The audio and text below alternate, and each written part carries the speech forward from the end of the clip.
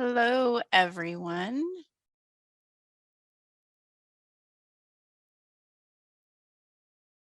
I'd like to welcome you all to our third reporter training for the 2022 reporting year that will be covering Section 8. This is our third training, and we are going to be having a fourth one in a couple of weeks, and we will give you guys details for the next date. Next slide, please. To our team, meeting the team. Today we have Wendy Kilu, who is our logistics lead, and we have our customer service team, which includes myself, Gabriela Gutierrez. We have Jonathan Schwede and Stephen Burke. And then today's presenter that will be covering Section 8 is William Allen. Next slide, please. There are two ways that you will be able to participate for this presentation. One is through Q&A. You can submit a question using the Q&A feature at the bottom of your Zoom screen.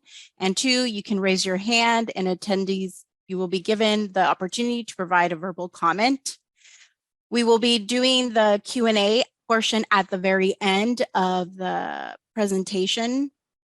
And so you guys can be submitting your questions and raising your hand throughout the presentation. Just know we're going to be doing it at the we'll be calling on your names and answering the Q&A questions in the chat at the very end. We do ask that you wait for your name to be called on, and comments and questions are limited to 3 minutes for each participant. Next slide, please. The key topics we are going to be covering today are some eAR informational items. And like I said, we're covering Section 8, which includes customer charges, income, and affordability. And then, of course, comments and questions at the very end. All righty, I will pass on the mic to Jonathan. All righty, thank you, Gabby, for that. So my name is Jonathan Schwede, part of the customer service team here. And I'm going to go over some of the informational items before we get into Section 8 review. So starting off with some dates of interest, important dates and events.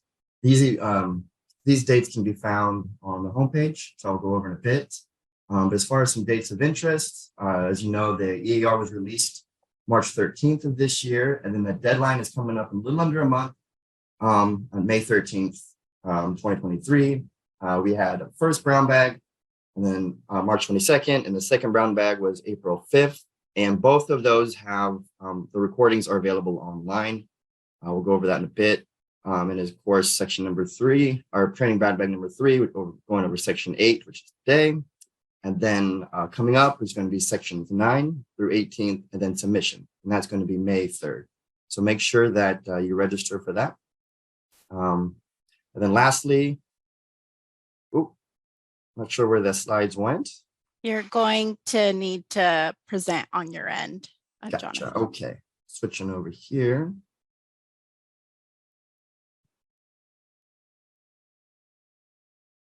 All right, let me go over that real quick. All right. Second. All right.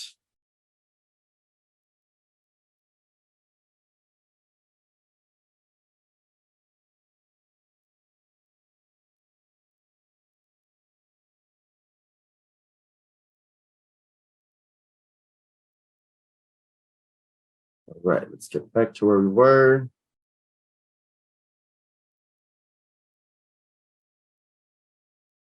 All right, can people see my screen? Quite sure. Yes. All right. Thank you for that, Gabby. All right, so going over. Well, sorry for the technical difficulties here. All right. So dates of interest, and moving on to the eAR website. This is the eAR website that has been created and new for this year. And I'm going to go over the Learn More sections. The eAR distribution list is on the right-hand side there, important dates and events, and then quick links. You can all find this on the website I'm going to dive into a little bit more about the learn more sections, which is going to be login and reporting information, background and frequently asked questions, eAR technical assistance resources, as well as eAR data downloads. All right. And so login and reporting information is going to be this first tile, where this is where you can find the eAR portal, where you can start your eAR, the eAR user guidance document, that I'll go over in a bit, and then as well as additional information about what's in each section. So this is where you can find some of that information in that first tile. Moving on to the second tile, which is going to be background and frequently asked questions. This is going to be where you can find a history of the annual report, some little background about it, as well as some of the legislation that's backing this up, as well as who the stakeholders are, and then additional information as well. All right, so next slide, next tile is going to be the eAR technical assistance resources. So this is where you can find some of that self-guided resources, such as the eAR user guidance document can be found here, and as well as some other places where you can find it, as well as what the help tips are, which you can find in the eAR, denoted by that little question icon. Brown bag trainings and recordings, this is where we're going to have those first two trainings that we went over already. Brown bag number 1 and number 2, as you can see, are going to be posted here, or already posted here, excuse me. And then current one, which is number 3, and then number 4 are going to be here as well once we get those up. Procedure documents and then tutorial videos are also here as well. So these are a lot of resources where you can go to when trying to fill out your eAR. Of course, you can always email us, but this is where a good place to start. Lastly, this is going to be the eAR data downloads. Here's where you're going to be able to find past information. So if you're looking for previous information from, I think we have it from 2021 going back to, I think, 2013, if I'm not correct, if I can read that correctly, you can find all that data there, looking for past information. All right. So then moving on, some guidance documents, user guidance document, and then frequently asked questions. These are two documents that we created to help you really help you figure out how to fill that eAR during the eAR and then sometimes afterwards. So let's get into it here. What does a user guidance document contain? So here's a table of contents. And so this is really catered towards if you're a first-time user, and then if you need to start the eAR, how do you register, how to add a water system, if you're a returning user, and a bunch of other information that will really help you get this thing submitted. So where can you find it? Like you mentioned earlier, you can find it in a few places. And then the first one being here is under that third tile on the homepage, which is eAR Technical Assistance Resources. This is going to be, if you click that first bullet point is going to be the eAR user guidance document. You click that and you should have access to it. And so what's new for this year regarding that user guidance document? Well, like I mentioned earlier, it's geared towards first-time users and is put in a steps format to make creating the eAR for the first time easier and more intuitive.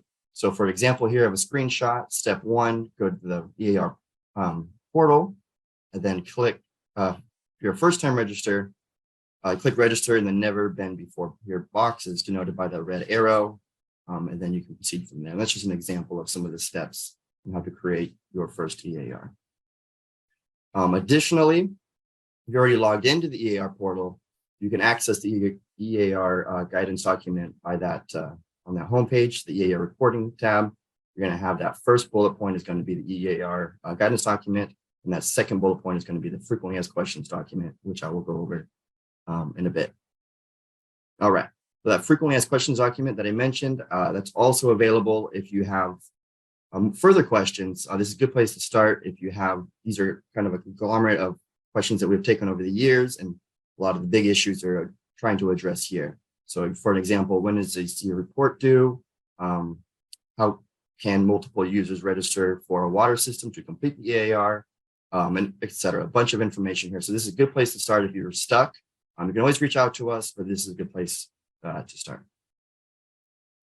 All right, and where can you find this? You can find it on the eAR portal, like I mentioned earlier, but also from the homepage, you can go to background and frequently asked questions under that learn more, and then you're going to have access to it and shown here by that red arrow.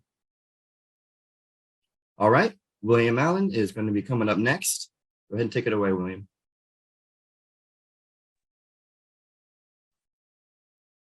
Hi, everybody. My name's William Allen. I'm an environmental scientist with the Needs Analysis Unit, and I was heavily involved in the new edits made to Section 8 of this year's eAR. So we're going to be taking a look and a walkthrough behind each question within Section 8A, B, and C. Next slide, please. And then I've gotten this question before as far as like our legal authority to collect information related to water rates and income. So I just want to provide some legal language from SB 200 that basically illustrates like where we get the authority to do this or to collect this information. Next slide, please. So I figured the best way to go through Section 8 would be to go through different scenarios, starting with the simplest scenario down to the more complicated ones. So starting off, I would say the easiest scenario would be if you're not a public water system. If you're not a public water system and you're completing the eAR, you will see that 8A is completely blank. It's since theoretically you wouldn't have any customers to charge water for. The next easiest scenario would be if you do not charge customers for water. So if you see A.1, our first question is just a straight ask of whether or not you charge for water or not. If you select no, most of Section 8A is skipped. You have to provide an explanation why. That's a mandatory question as to why you do not charge for water. And then you still select your customer types, whether it be residential, non-residential, or both. Next slide, please. And this is just like an explanation behind like each or written down explanation behind each of those questions. A.1 is just asking, saying that in this scenario, the system doesn't charge. If it does not charge, you select a reason why, and you have to provide a reason within the text box. If none of the reasons in the list of the drop-down menu meet why you're not charging for water, you can always select other, and then there is a blank text box to provide a more like a customized explanation as to why you don't charge. And then we still ask, even if you don't charge, to identify your customer types. Next slide, please. Okay, so this is the next scenario where you're saying you do not charge for water, but you still have residential customers. So what will happen in the survey if you select that you have residential customers, but you don't charge, is that it will skip through A.1 where it asks you for your customer water or your customer rates, and it'll just go straight to your service connections. So I'll ask you questions about what's the average charge for a new connection, when that was last updated, like when your connection charge was last updated. So if you say it costs about $30 to make a new connection, when was the last time you actually agreed to that policy, or when the last time that policy was updated for the $30 charge? What is the one-time deposit needed? And then also for a new water service account. And then A.2.5. Yeah, it's basically just the illustrator. Give us more detail as far as like what the new connection fee is actually covering for your system. So we have several options there to give us a better idea as to what that charge is actually accounting for. Next slide, please. And this is just an explanation behind like or definition for what we consider to be residential customers, which will include single and multifamily residences. And I'll get into details about multifamily and single family in a few more slides down. Next slide, please. So example 3 is probably the most common rate structure I see. So for this example, we're going to look at a fixed base rate plus a variable usage rate. What that means is when you're charging for water, if you have a fixed base rate, it's basically just a standard fee for any amount of water consumed. So like if your customer uses 1 gallon to 10,000 gallons of water, they will always be charged the same base rate amount. So for example, let's say just to use or have access to use the water, it's $20 outright. And then on top of that, it will be like a usage charge. So now you're charging per volume of water used. And the variable comes from the fact that depending on what volume of water is consumed, you may be charging at a different amount. So let's say you have what we call 3 tiers, where the first tier will be like from water consumed from 0 to 100 gallons is only the base rate. So there's a $0 usage rate. Then your second tier would be anywhere between 100 to 200 gallons of use, then you would say, okay, now I'm starting to charge $20 my base rate plus my new usage rate, which will be like, let's say $5 per 100 gallons. And then your tier 3 would be anything beyond that if you're charging at a different amount. So that's where we were trying to get at here with when we were saying base rate fixed, usage rate variable.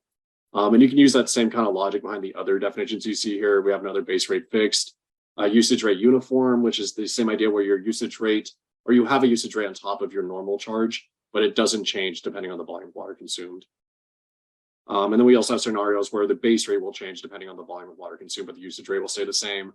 And then the most complicated would be where both your base rate and your usage rate changes depending on the volume of water consumed.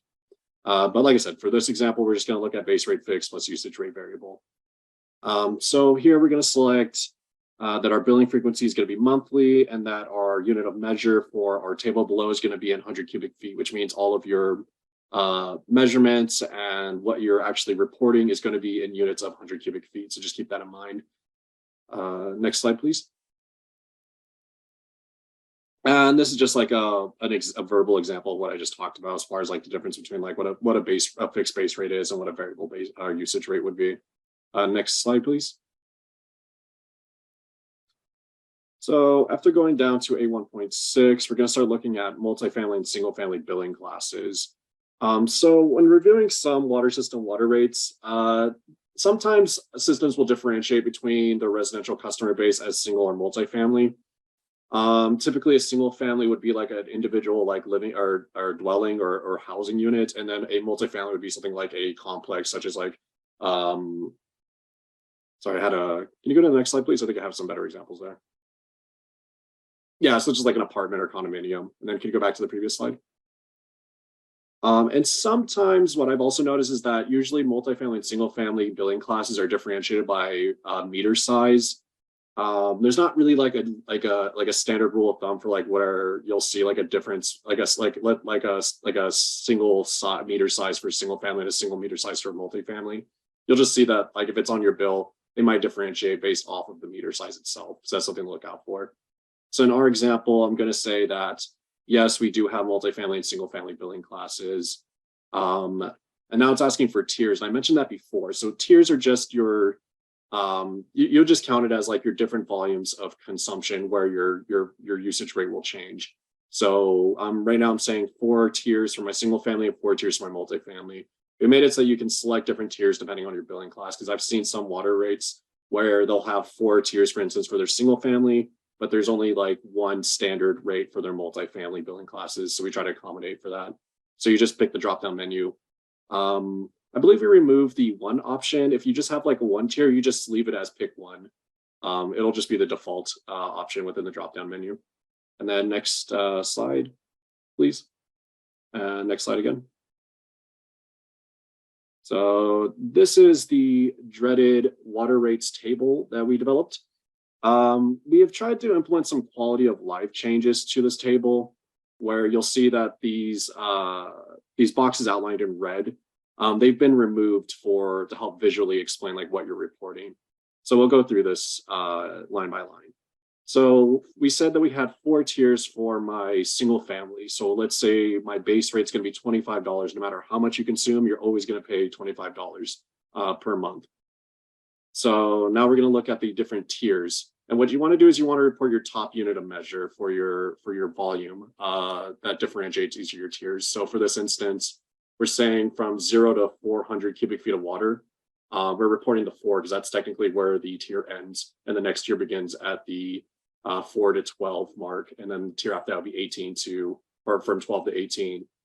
So you just want to put down your top unit for each of the individual tiers, like where they end as far as consumption goes. And since we had a variable usage rate, we're saying for each of these individual like tiers of water consumed, we're charging at different amounts. So for our first tier, it's $25 plus $5 every 100 cubic feet. And that's where that unit of measure you selected above comes into play. You're saying $5 for every 100 cubic feet. If you were to select gallons, it would be $5 per gallon. If you were to select 1,000 gallons, it would be $5 per 1,000 gallons. So that's how you report that as far as like what the cost per volume is being represented here. Now we've gone through and removed any of the base rates beyond the first tier if you select fixed base rates. So you only have to report for the first tier. The table will know that it will assume that it's just going to be using 25 for the rest of the tiers here. And then the same idea for the last tier. We've decided to remove it to visually indicate that it's basically reporting that anything after your second to last tier. So for instance, this one will be 1,800 cubic feet of water and beyond that of consumption will be charged at, I guess it's a bad placement for the red arrow, but we'll just say that was 10. So anything beyond the last tier, you'll be charged at $10 per 100 cubic feet. So it's like thinking about it as like an infinity sign as far as like what volume of water is consumed last. And the same idea for the multifamily. You just report it in a similar fashion where you report your base rate for your multifamily. And then if you charge the same for, like in this example, it's charged at the same rate for the same volumes for each tier for multifamily as for single family. But these two numbers don't always have to line up. It's just for you to report, but it's reported in the same kind of way. Next slide, please.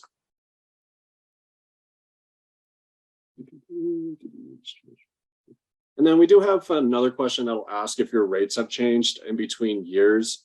And basically you just want to say like there's been no change, or just illustrate like what kind of changes have occurred between each reporting year to help us understand like what's going on with your water rates, or if there has been like, it basically just helps us review if the water rate, if there's an issue with the water rate, if we can look at previous year's entries, and if you selected no, it hasn't changed, then we know that it should be the same as it was for the previous year. And then we ask you for the date where the most recent rate structure was updated. I would say the most important question on this slide in particular would be A1.13, where you have to upload a sample of your rate structure or a document that illustrates your rate structure. Personally, when I was reviewing our water rates from last year, I was reviewing hundreds of water rate documents, and each one is different from the last. But more or less, they should at least contain the information for a reviewer to figure out how many tiers of are within your water rate, what your base rate should be, and then the cost per each volume of water per each volume tier. So it should at least contain like what your usage rate is, your unit of measure, and what your base rate if you have a fixed one or if it's variable. Those are usually the most useful water rate documents. We've gotten documents where it's just more or less like an IOU or just like a blank document, just to get past the eAR submission requirements. But I would say that doesn't work in your best interest, because when we're reviewing water rates, which are used in other projects such as like our risk assessment, affordability assessment, we heavily rely on those documents to make sure that we're getting the most accurate representation for your water system as possible. And then a new quality of life we've implemented for the rate structure document upload button. We've increased the memory that you, or the file size that you're able to upload. So I believe it's up to 100 megabytes now, because we've had complaints in the past where certain document sizes weren't being allowed. Next slide, please. Yeah, this is just like a verbal explanation as far as like what I just talked about. Next slide, please. And then sometimes your billing or your residential customer bills, it's not always just for water or drinking water service. Sometimes other services are included in that bill. So we're just asking you to explain or give us a better understanding as to what that water rate is including. So some examples would be like wastewater service, electricity, gas, internet. You just select that, yeah, there's other things involved other than drinking water. And then you tell us like out of the examples here, you can select them. And if we don't have your particular example on our list, you can always select other and then give us an explanation in the box in A1.151A. Next slide, please. Oh, sorry, previous slide. And then we ask you if you can break down the cost for each of those ones that you selected. So if you selected, for instance, here, I selected stormwater service charge. So a box below will appear in correlation to that box selected that asks you to provide the average charge based off of that one service from the bill. So if your bill is like $10 and you're saying stormwater service charge is $3, you would provide $3 within the box there. Next slide, please. Next slide. And then, like I said earlier, this is just the residential service connection questions that you would get if you said, no, I don't charge, but I have residential customers. Pretty much everyone has to fill this out regardless of whether or not you charge for water. And it's just asking the same, what's the average charge for a new connection for a single family specifically, when the charge was last updated. I think there's too much here. It's pretty straightforward. It's just asking you questions about how much it costs to input a new service connection, and when the last time that was updated for the most part. And then it does that again for the multifamily. Next slide, please. Okay, so this will be, I believe, my last example for this situation where you're saying I charge for water, but I have non-residential customers. So what this will do is it'll just skip past the residential customer charge table. Now, the non-residential charge table, due to resource limitations, we weren't able to implement some of the quality of life changes you saw in the residential rate structure table. So there'll be a little bit of nuance to how you report in that table in particular. So once again, I chose a fixed base rate and a variable usage rate just because it's the most common one that I see, even for non-residential. And then we chose the same unit of measure, 100 cubic feet, and then on a monthly basis. Next slide, please. So when it comes to non-residential customer charges, you just want to select what kind of non-residential customer connection types you have. So we have the general ones of commercial, institutional, industrial, landscape, and agricultural. And if you don't see any of yours up there, you can always select other and put it in the other box. And then a 3.6 is basically asking if you have different tiers due to levels of water consumption. I guess that's a good way to see, to understand, like if you get confused by the wording tiers, you can think about it as different levels of water consumption. A 3.6.1 asks you how many of those tiers you have, basically.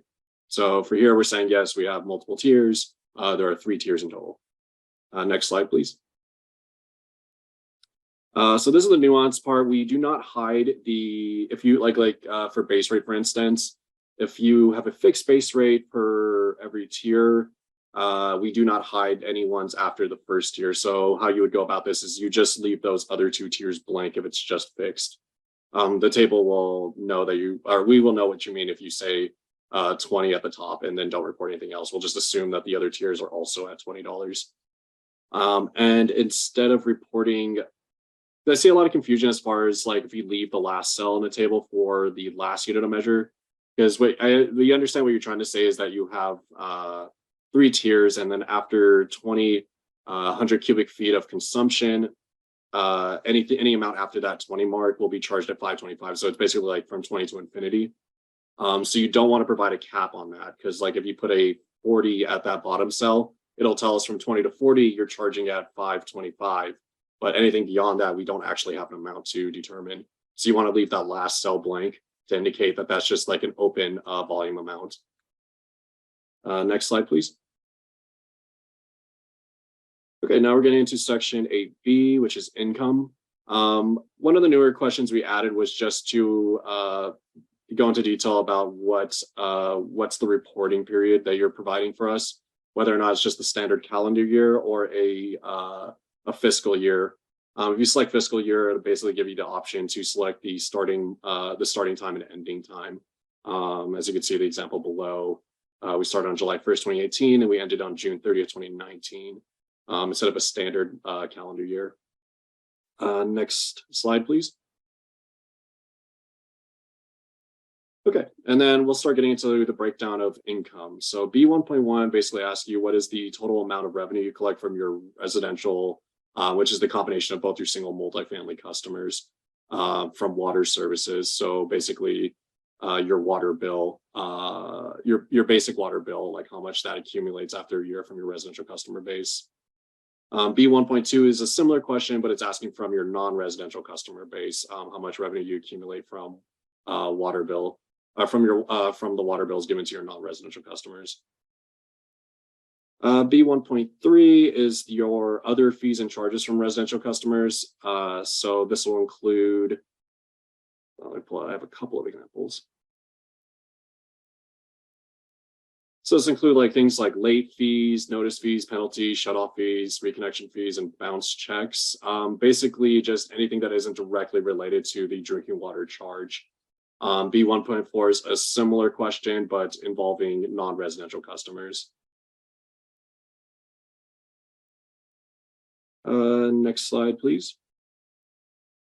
Next slide.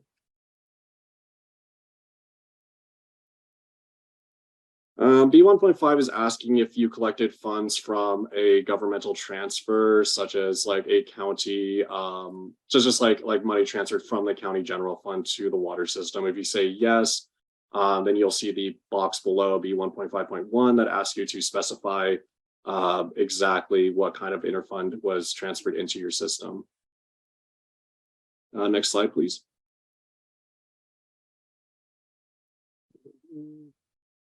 That's just an explanation of what I said there for your own reference. Next slide, please. So we provide the total gained, and then B1.6 is the opposite of money transferred from the county general fund into the system. It's the system's funds into the county general fund, so money loss due to interfund governmental transfers. And then B1.7, total generated from non-customer sources. Yes, this is just like the last, it's, oh, sorry, no, that's the total loss from government interfund revenue. It's basically just the difference between, no, sorry about that. It's just looking at your total revenue gained from interfunds. The most important portion on this section would be B1.8, which will be your total annual revenue. And basically, it's just a formula. If you go to the next slide, it's a formula that auto-calculates on the page, so you can't actually edit it, but it takes into account everything you report, such as the residential and non-residential revenue sources, B1.1 through B1.4, plus your funds transferred into your system, minus your funds transferred out, plus your funds total gained. And it's basically our way to summarize like what your total income should theoretically be. It's important that this number is as accurate as it possibly can be when it's representing your system, because we take it into account when looking at things such as our risk assessment. We compare it to your total expenses and see if your income is greater or less than your total expenses, and that can give us an indicator as far as we use that basically to assess risk. Next slide, please. And then B1.9, I consider this to be the most important table in this section. This will give us the auto-calculated breakdown of your water rates per month. So all the information you put into A1.8, that table with the where it asks for each tier, is auto-calculated and presented here. So a good way to check this amount would be to ask yourself, how much would I charge a customer if they were to consume 600 cubic feet of water within 1 month? Because that's how it's basically standardized, so we can compare the water rates across like all of the state of California. We look at how much it costs a customer for 600 cubic feet per month. So for this example, we're saying that it costs the customer, the customer $20.35 a month for 600 cubic feet of water. Now, if you feel like that amount isn't exactly right or it's off and you can't find a way to explain why, what you can do is you can select provide an alternative amount and then manually type in your answer and then provide a comment that'll hint us in on what went wrong. But typically we'd prefer if this number is as close as possible to what your actual real world amount would be for charging a customer at that rate. B1.10 is the days of cash on hand. And it's basically the number of days your system can pay its daily operation and maintenance costs before running out of money. I believe I have a short formula followed after this slide. If you can move to the next one, please. Yeah, so it's basically your unrestricted cash divided by your daily operating expenses will tell you how many days you have until your system cannot financially run anymore. And I've seen some confusion on this question. It's not the amount you're representing, it's literally the number of days. So it shouldn't be a dollar amount. Next slide, please. Total expenses it's the same idea behind the income. It's just we're asking for sources of expenses. So B2.1, this will be your operation and maintenance expenses. This will include like benefits for employees, utility bills, repairs and supplies. Basically like the physical needs for the water system to operate. So you want to provide your total expenses there. Total annual expenses for investing or capital expenditures. This will be money that was used to invest into new equipment or just new assets or portions of the water system, such as like new treatment or distribution components. B2.3, financing activities or money lost due to financing activities. B, security purchases, interest expenses. I'm not as familiar with B2.3 as I'd like to be, but we do provide a more in-depth explanation if you were to select on the question mark for help tips. Should load up a document that'll help guide you through it if you find yourself getting stuck anywhere. And always feel free, I should probably mention, to reach out to our help email if you ever need assistance. And all these amounts are accumulated in the B2.5 question, total annual expenses. And I would say that one's probably the most important out of these. And another note, as you can see on the slide, these expenses should not equal $0. There would be a huge problem with how you're reporting your expenses if you reported that any of these were at a zero amount. So that's just like a flag just to make sure that you're reporting it accurately. Next slide, please. It's just a verbal explanation. You can see where each question is inputted into B2.5, similar to how we do total income. B2.5 is a bit more straightforward, though. We just add up all of your different expenses or expense sources. Next question, or next slide, please. Then we get on to 8C. So 8C, if you did fill out the eAR this year, you probably noticed that 8C is a lot shorter than it used to be. We removed a majority of questions related to shutoffs due to the shutoff moratorium that occurred. So you'll see that a lot of questions are just automatically skipped here. So don't feel too concerned if you notice that there's like a huge difference between this last eAR and the one before it as far as how 8C looks. We mostly focused on asking for questions related to customer arrearages. Next slide, please. Okay, yeah, so we start off, I think, I believe it does start off for everyone at C1.7. So it's basically asking if you provide a customer assistance payment plan. You could say yes or no. If you say yes, it'll ask how many customers are on that assistance payment plan, and it breaks it up by single and multifamily accounts, and then auto calculates it for the total. And then C1.8 asks you out of your residential accounts, how many are missing water payments at the end of the year. And then it's asking for the sum of the uncollected amount, so the sum of your arrearages. And then we left C1.9 in case you had any comments about your shutoffs and were unable to report them due to us removing previous year's shutoff questions. And then we do ask in C1.10, that's a new question, whether you transfer customer arrearages outside of your system, for example, through something like a teeter plan. Next slide, please. And then this is just a breakdown of C1.10 options. You can have like a teeter plan, which is a transfer of debt to the county. You can have a transfer of debt to a third-party debt collector, or you could say that the customer arrearages are not transferred. Next slide, please. And then we ask about whether you provide or what kind of residential like bill assistance you provide to your customers. So we have like some examples here, low income water rate assistance, flexible payment terms. And then if you don't see it again, once again, you can always select other types of assistance. And I believe an other box or other text box should appear.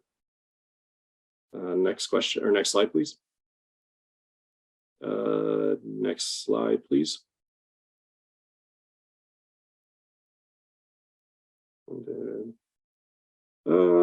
I believe C2.3 is just an open-ended text question that asks you to explain how your low-income water rate assistance program is funded. You can provide like a simple explanation or a drawn-out one. And then we're asking for a financial amount of how much was allocated to your low income water rate assistance program. Which customer base is benefited from your program. You can select both or just one or the other. And then asking for you to break down what is the average benefit and then the unit measurement per each account type. So single family, multifamily. And then if you partner with an outside entity and the list of organizations you partnered with and how much money was provided by your partner organizations. Next slide, please. Next slide, please. Any question about bill forgiveness and any comments behind that? Number of accounts on the bill forgiveness program, and then the amount forgiven for, as well as another comment box on drinking water assistance if you felt like there was something you wanted to address that wasn't asked for in Section 8C. Next slide, please. Sorry, I keep wanting to say question. Next slide, please. The one before that, I think we skipped one. No, I guess, yeah, next slide. And then the one after that. Yeah, and I guess that was everything for Section 8. I know that was pretty fast, and it can get very hectic as far as like having like a very different rate structure than the one that was presented. But if you do have any questions, like I said before, please reach out to our help email. For the eAR, I believe you could see it at the top of, I'm not sure anymore if that's true. We used to have a banner at the top of the eAR that will provide you the help email, but I believe if you go to the eAR help page, you definitely will see like an email to reach out to. And either I or someone from my team will be readily available to walk you through how to report it, how to report your water rates properly. So thank you for listening in and hope this was helpful.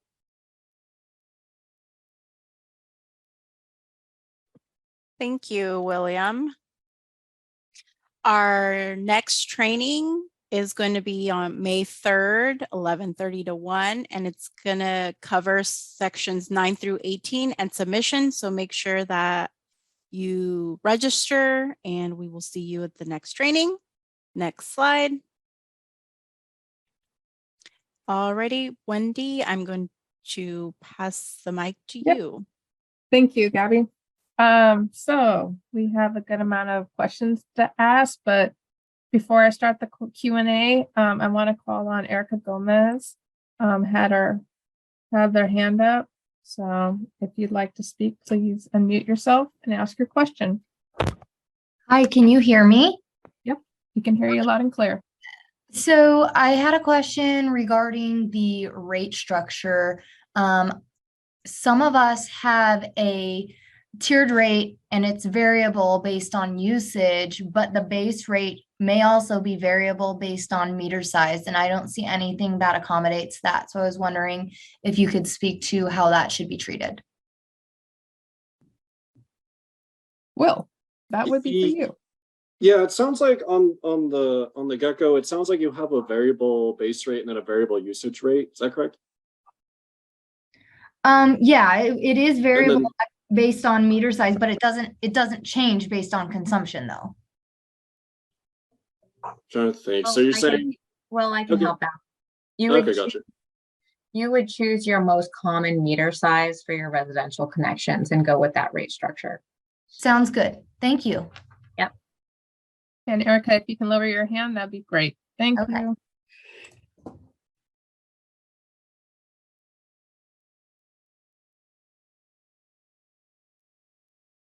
Okay, on to Q&A. So we may need to have this attendee clarify the question, but it's probably in the beginning of your presentation, Will. Does that include a base rate meter charge or just water sales?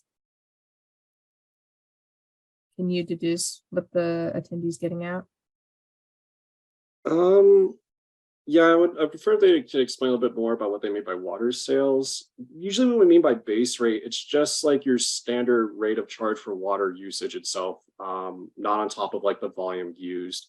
So if you have like a water bill and it's saying like for access to water is $20 plus whatever you consumed, it's going to be that $20 mark. Wendy, could you repeat the question one more time? Yes. Does that include a base rate meter charge or just water sales? It is a little bit confusing how it's been worded. I don't know if the person who typed that question in could raise their hand or clarify. But when we're talking about base rates, and it's any of those fixed charges that you're typically adding to a bill on top of the usage rate, whether or not that usage rate is fixed or variable. If you have base rates that are like the previous question, if you have a base rate that can be both variable by volume of water, but also by meter size, or perhaps some water systems use distance to the utility sometimes to adjust the base rate, you would choose your most common structure. So if it's a certain size pipe or a certain distance, whatever you use for your base rate, in addition to the variable based on volume, just choose your most common. To give context for why we're collecting this data and how we use it, we're looking for your most common, your most used residential rate structure. So hopefully that helps answer that question. If not, please add additional context.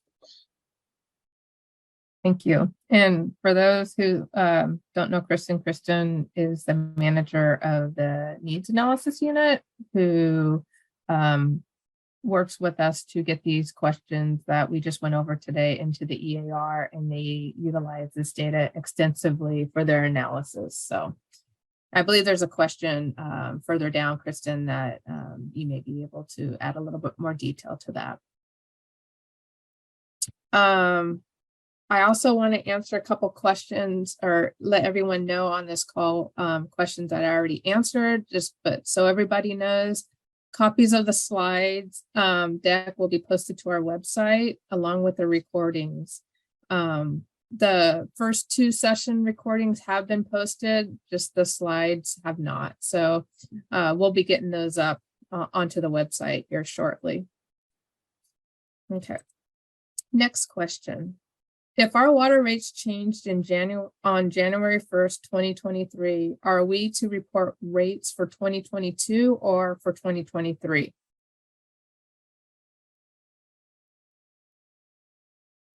Will or Kristen?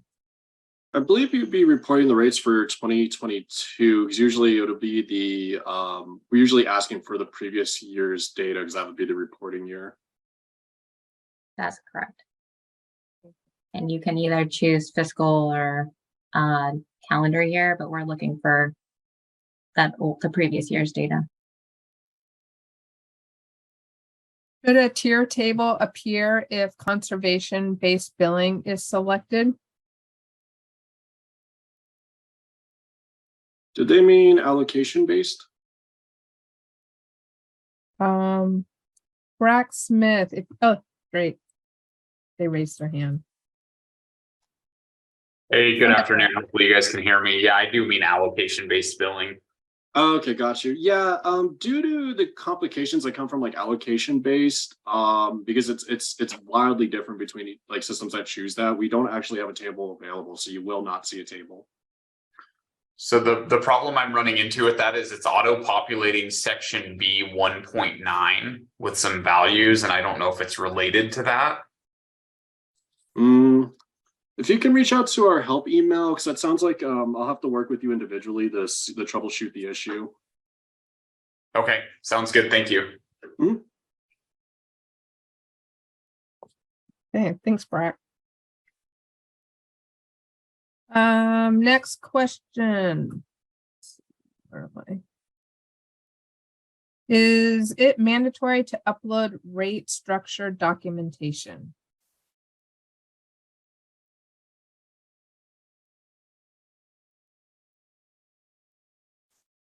Will or Kristen? Oh, sorry, I thought I wasn't muted. I believe it is mandatory now to have a document uploaded because it's the only way we can really verify your water rate if we need to go back and review it.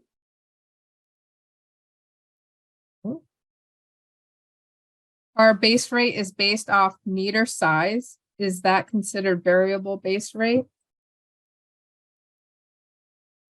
I would say, like what Kristen said earlier, you want to go with the most common meter size and report that. So if your most common meter size only has one base rate associated with it, it would be a fixed base rate.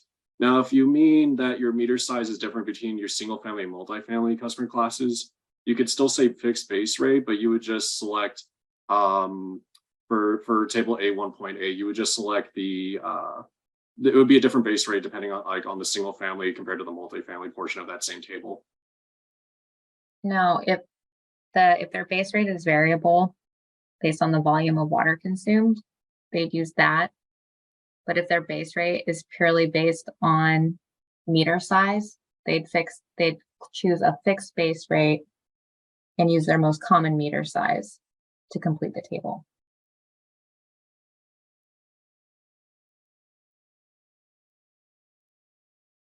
And if any of the attendees asking these questions needs further clarification based on the answer provided, please raise your hand and we can talk it through. Yeah. Got plenty of time. Imagine it's hard to develop a survey form to collect rates data when rate structures are so wildly different.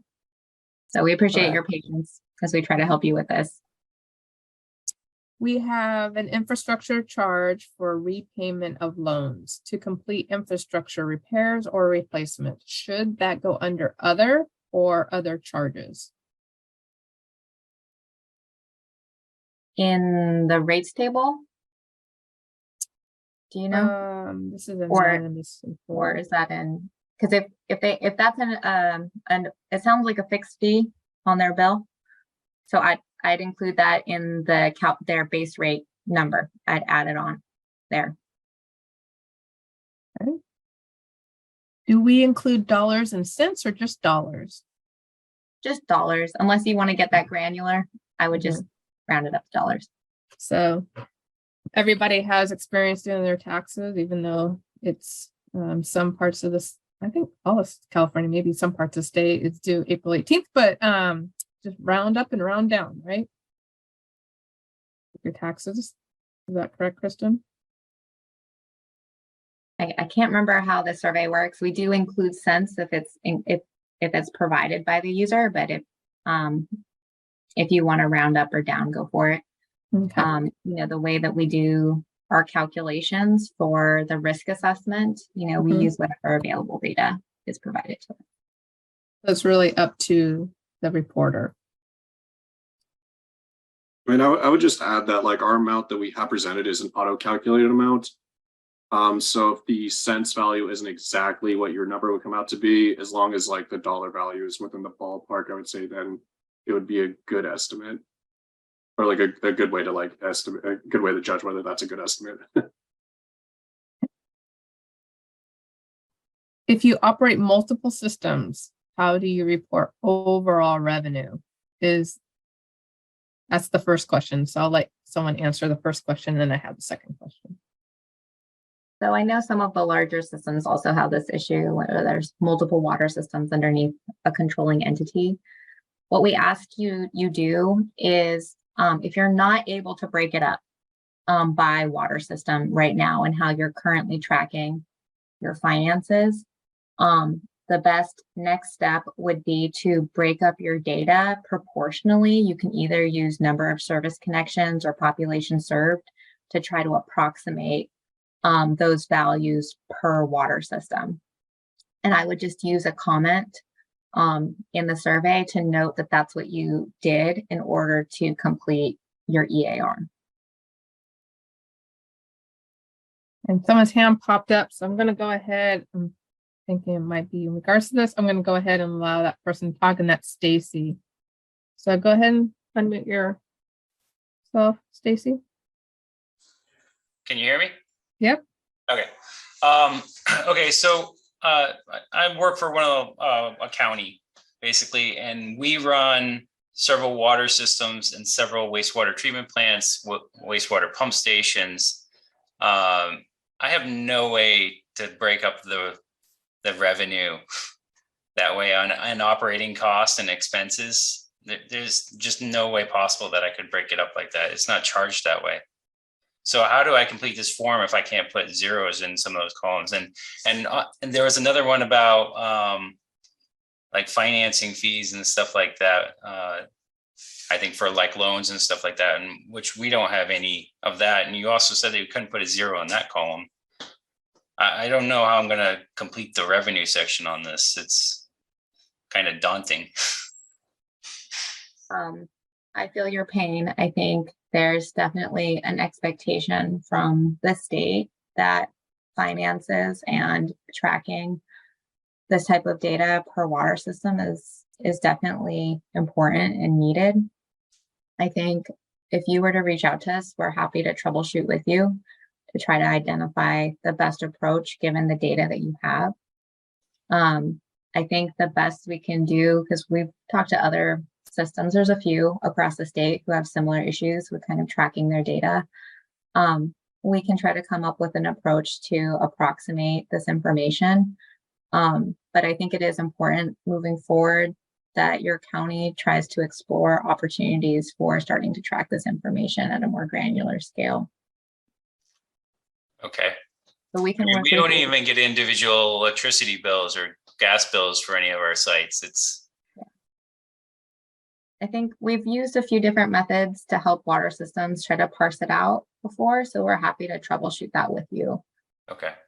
Because I want to make, this data is publicly available. We display it and use it in really important analyses that really can impact water systems. And so I want to make sure that we're doing everything we can to try to get as good of an approximation as possible, so that it's not misused by us or the public. Okay. Yeah. Thanks, Stacy. The second part of this question, is this legally mandated? And I believe, Will, you have this in the slide deck, but Will or Kristen, if you can reiterate the legal requirements.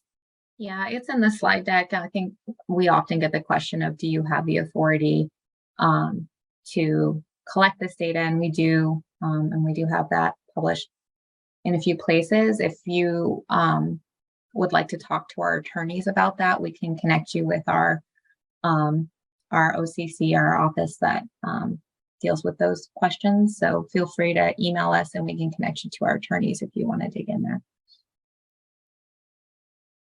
And next question. We don't charge for water. It's included in space rent in our mobile home park. We don't have a breakdown of just cost of water production, well and pressure tank system. We have overall operating expenses for the park. Are we being asked to provide overall income or overall operating expenses for the park? For that, we've asked, this is where it gets a little wonky, especially for parks or mobile homes, that have their water services kind of wrapped up in everything. I would include your total income for your business or your park. If you can parse it out more specifically to your location. We have some like national park, like campgrounds and stuff. I wouldn't include like the national income for all national parks. It'd be, if you can parse it down to your particular location. When it comes to the expense side, though, coming up with your best estimate of what you have spent this past year on operating your water system, do your best and try to parsing out that data. If you have a staff person who you think is working 10, 20% less than that throughout the year and maintaining that system, if you've purchased chemicals, if you have a sense of how much electricity potentially you're using, I would use your best guess or estimate based on your knowledge of your water system. So hopefully that answers the question. If not, please feel free to provide it a little bit more context. Can you define revenue collected? You said it's water bill, but not everyone pays their water bill, therefore not all revenue is collected. So that section, and maybe, I don't know who has control of this slide deck. If you could go to Jonathan, the screen grab for section 8B that looks at revenue. One more. Okay. So we've got, I was wondering if it just had the One more screen. before. It's a couple more before that. It's a couple before. Yeah, I'm looking for the table with all. One before that. Again. There we go. There we go. Okay. So, you know, we are trying to get a sense of, you know, the whole purpose of section 8B is trying to get at the financial capacity of the entity that's responsible for the water system in meeting kind of current and future, you know, finance needs, funding needs for that water system. So when we're looking at your total revenues that are coming in, we're trying to get a sense that, you know, are you able to meet your needs? So when you're looking at the revenue questions here, you can see that we break it out looking at residential, commercial revenues, that's from your rates.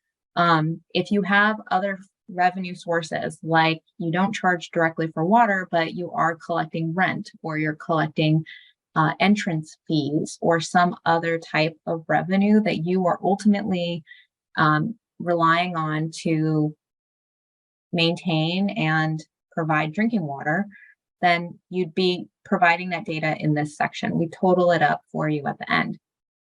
So if you have revenues coming in, not through, you're billing someone directly for drinking water, but it's coming in through another source, we typically ask that you put it into, what is it, B1.4? Yeah, from other fees and charges. You know, that's kind of our catch-all. If it doesn't quite fit in everywhere else, I'd put it there. So hopefully that answers the question. great. Thank you. What is considered non-residential? Commercial, institute, we have definitions in the help Yeah, tips. we have a list in the help tips. If you're at a question A3.5, we actually have a breakdown of them. So we have commercial, institutional, industrial, landscape, and agricultural. And then we provide examples of what each one will be. So if you need a reference, A3.5 is help tips, give a good example and definition for each one. And that actually kind of segues into another question about help tips from each question. Having a document that is all comprehensive of all the help tips. I believe, do you all have one just for section 8 somewhere, or is that a part of our full-on comprehensive one? Let me check right now because I'm looking at the help tips. I believe it is sectioned off. No, it's all of them together. Okay. Yeah, once our unit that I'm managing is in the process of looking at all the help tips and trying to post the compiled version of all the help tips online. So my hope is to get that done, obviously, before reporting period is over. So there's some review process that needs to be done with that still. So our hopes is to get that posted online. So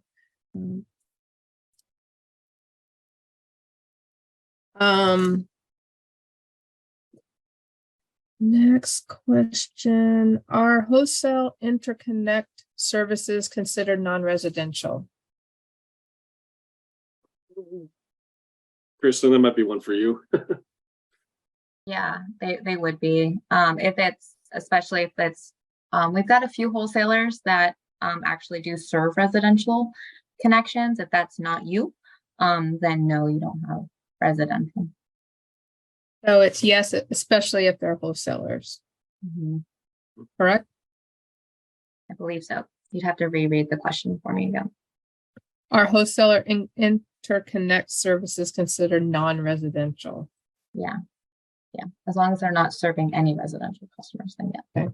As long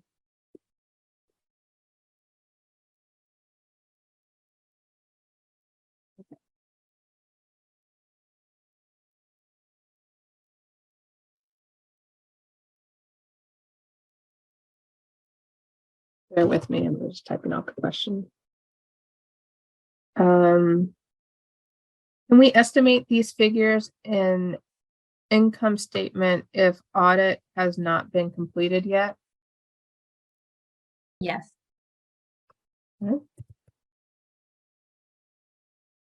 Does total revenue include water meter charges?